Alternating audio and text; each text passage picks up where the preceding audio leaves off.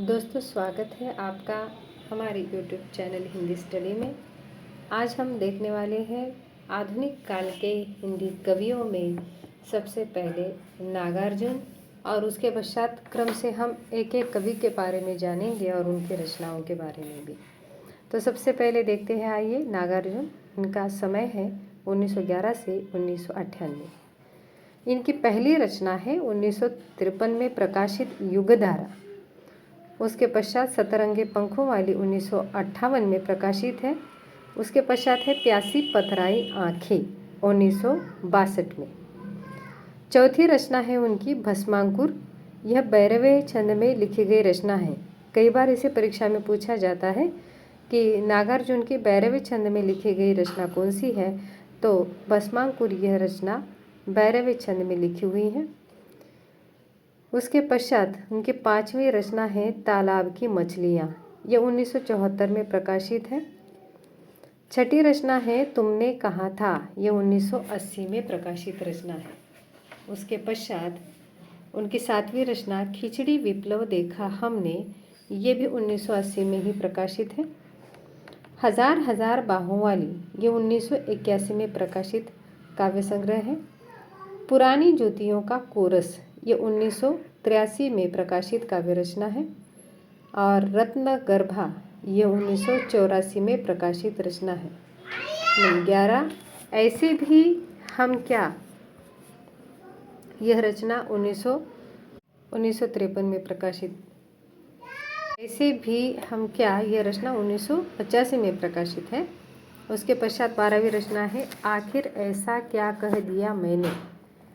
यह रचना 1986 में प्रकाशित है। उसके पश्चात उनकी 13वीं रचना है इस गुब्बारे की छाया में। 14वीं रचना है भूल जाओ पुराने सपने। यह रचना है 14वीं उनकी। उसके पश्चात 15वीं रचना है अपने खेत में। ये 1997 में प्रकाशित रचना है। इस प्रकार ये क्रम से लिखी हुई रचनाओं में हमने देखा। इसके अलावा इनका एक खंड काव्य भूमिजा जो राम कथा पर आधारित है, ये बहुत प्रसिद्ध खंड काव्य है। साथ ही मैथिली में जो रचना लिखी है उन्होंने, वो है विशाखा और चित्रा। चित्रा 1949 में प्रकाशित है।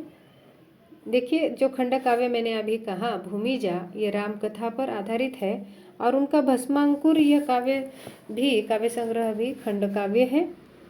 इसके अलावा उन्होंने संस्कृत में देश दशकम, श्रमिक दशकम, धर्मालोक दशकम और कृषक दशकम ऐसी 4 रचनाएं संस्कृत में लिखी है। हरिजन गाथा ये उनकी दीर्घ कविता है। मैथिली काव्य संग्रह इनके 3 हैं। मैंने अभी बताया था चित्रा 1, और उसके पश्चात है पत्रहीन नग्नगाछ और पका है यह कटहल। यह 3 रचनाएं उनकी मैथिली में प्रकाशित है। इसके अलावा उन्होंने प्रेत का बयान, खून और शोले, चना, जोर गरम यह व्यंग्य प्रधान लघु काव्य भी लिखे हैं। उनके कुछ प्रसिद्ध उपन्यास भी हैं। मैथिल भाषा में लिखे गए उपन्यास है बलचलमा और पारो नवतुरिया। ये इनकी मैथिली भाषा में लिखे गए उपन्यास है। इसके अलावा हिंदी में जो इनके उपन्यास है वो रतिनाथ की चाची है। ये 1948 में प्रकाशित सामाजिक समस्या प्रधान उपन्यास है। उसके बाद बलचलमा यह 1952 में प्रकाशित इनका उपन्यास है। बाबा बटेश्वर नाथ यह भी उनकी रचना है, उपन्यास है उनका। नई पौध ये 1957 में प्रकाशित उपन्यास है। उसके पश्चात दुख मोचन ये 1957 में प्रकाशित उपन्यास है।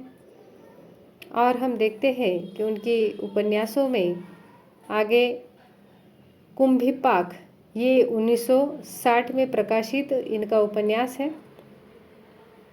हीरक जयंती ये 1961 में प्रकाशित उपन्यास है। और इसके अलावा वरुण के बेटे 1952 में प्रकाशित इनका उपन्यास है। उग्र तारा ये 1963 में प्रकाशित है। ये गरीबदास भी यह उनका उपन्यास है। पारो यह 1975 में प्रकाशित है। तो इमरतिया 1969 में प्रकाशित है।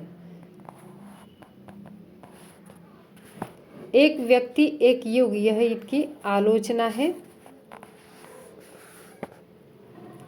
इसके अलावा उन्होंने जो अनुवाद किया है उसमें मेघदूत, गीत गोविंद, विद्यापति पदावली, यह प्रमुख रचनाएं हैं अनुवाद में। और उन्होंने जो कहानियाँ लिखी है वो विद्यापति की कहानियाँ इस शीर्षक से संकलित है। इसके अलावा उनके संस्मरण भी है। मैं सो रहा हूँ घंटा घर आईने के सामने, ये इनके संस्मरण है।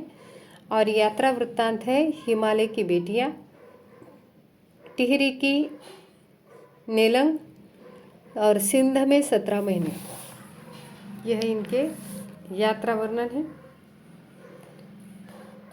इसके अलावा इनकी एक जीवनी भी है जिसका शीर्षक है एक व्यक्ति एक युग, जो निराला पर लिखी गई है। निबंध संग्रह है बम भोलेनाथ,